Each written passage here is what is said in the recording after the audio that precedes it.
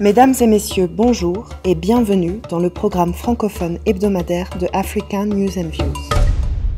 Le traitement du nouveau coronavirus grâce au plasma représente une lueur d'espoir en Égypte, où près de 100 000 cas ont été enregistrés.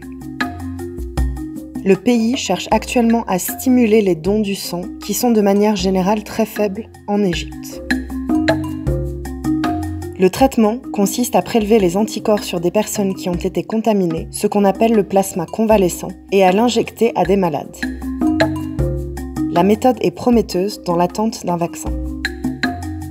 Des tests cliniques réalisés dans près d'une dizaine de pays ont montré des résultats encourageants. Le traitement au plasma s'était d'ailleurs révélé efficace pour guérir le virus Ebola ou le SRAS.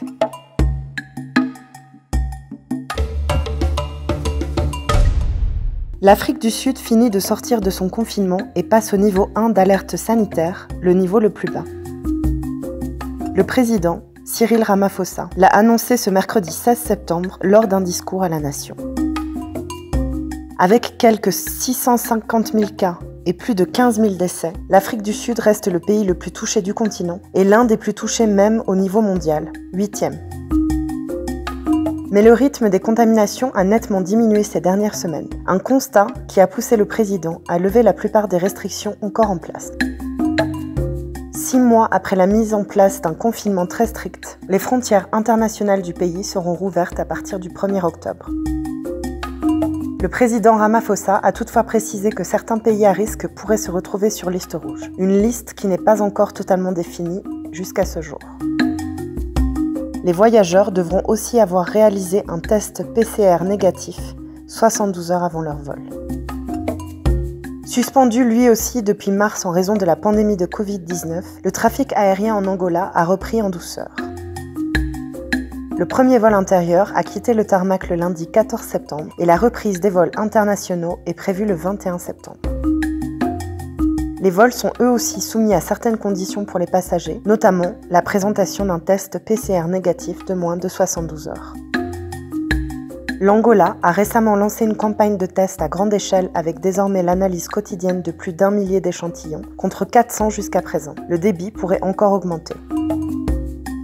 Depuis le début de la pandémie, l'Angola a enregistré 3 569 cas de Covid-19, 1 332 guérisons et 139 décès. Le sommet entre l'Union européenne et l'Union africaine, qui devait se tenir les 28 et 29 octobre, a été reporté à 2021 pour cause de pandémie. Ce délai pourrait permettre à l'Union africaine d'avancer sur le dossier de la zone de libre-échange continentale africaine et d'arriver renforcée lors des négociations avec les Européens. Attendu pour se dérouler physiquement à Bruxelles les 28 et 29 octobre, ce rendez-vous très attendu a été reporté à 2021, sans plus de précision.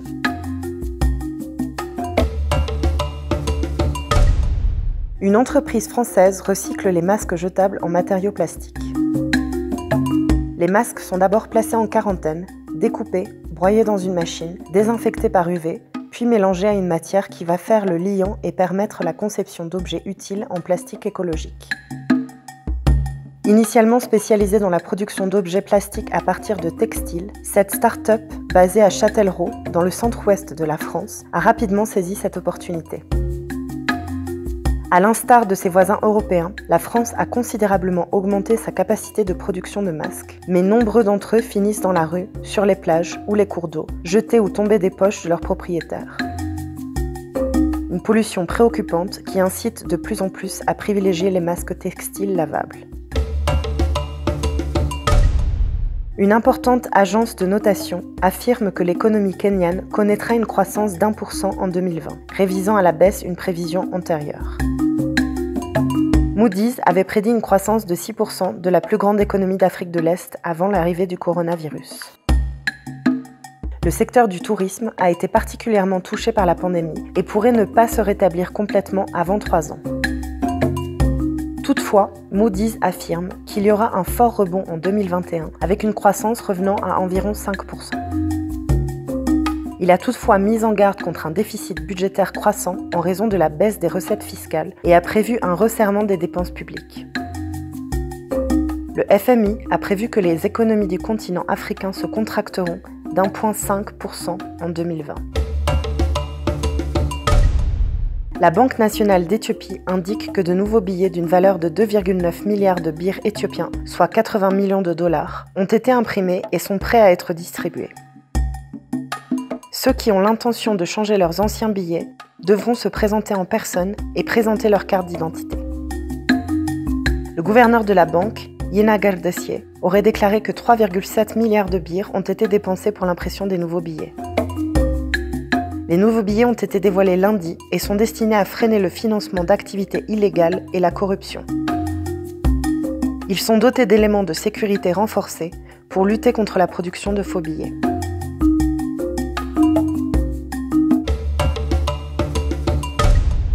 Idris Elba incarne un cow-boy urbain dans Concrete Cowboy, un western moderne inspiré du livre de Greg Neary, Ghetto Cowboy, réalisé par Ricky Staub. La jeune star de Stranger Things, Caleb McLaughlin, découvre que son père vit dans une communauté de cow-boys qui prospère à Philadelphie malgré la pauvreté, la violence et le racisme qui règnent dans la ville. Concrete Cowboys dévoile un monde insolite et poétique, tissé de rituels et d'amour des chevaux, un mélange d'espoir en plein mouvement contre le racisme aux États-Unis. Les romans de la Zimbabwéenne Tsitsi Dangarembwa et de l'américaine d'origine éthiopienne Maaza Mengiste figurent tous deux sur la liste des 6 ouvrages présélectionnés pour le prestigieux Booker Prize. This Mournable Body de Dangarembwa est la suite de son livre de 1988 Nervous Conditions, devenu depuis un classique, et poursuit l'histoire de Tambu. Le gagnant, qui recevra 64 000 $, sera annoncé le 17 novembre. Tout livre écrit en anglais et publié en Grande-Bretagne est éligible pour le prix.